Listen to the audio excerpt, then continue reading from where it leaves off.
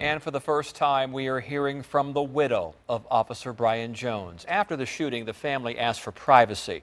But today, Rebekah Jones was ready to share her memories.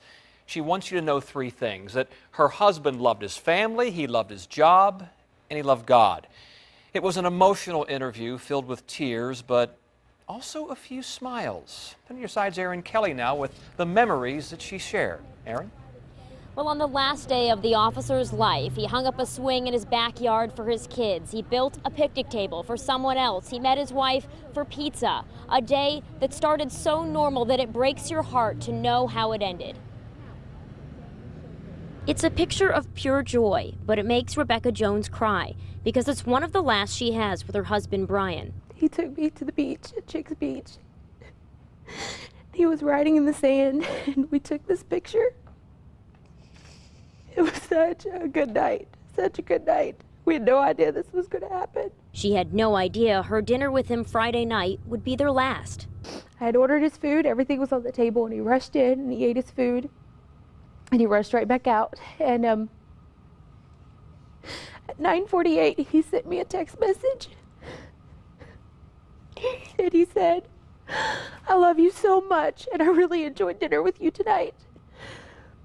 And I'm telling you, I'll cherish that text message for the rest of my life.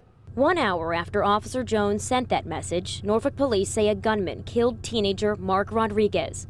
Officer Jones found the suspect, who ambushed him and another officer with a rifle. Jones died at the hospital, 35 years old, 3 kids. They miss their dad. Our youngest doesn't understand. He just keeps asking when Daddy's coming home from work. In the middle of her own grief, Rebekah thinks about the family of Mark Rodriguez, forever bound to her by what happened that night.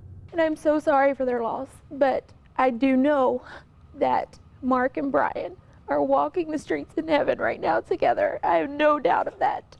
And I'm so sorry for their loss. I can imagine how they're feeling.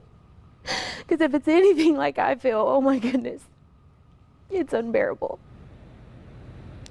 And the Norfolk Police Department will meet inside here in the 3rd Patrol where Officer Jones worked. That'll start at 7 o'clock tonight. They'll meet in private. Then they'll come outside. They'll light candles with the public to remember Officer Jones. My colleague Jason Marks will be there. Look for his live reports tonight on Wavy News 10 at 10 and 11. Live in Norfolk tonight, Erin Kelly, 10 on your side.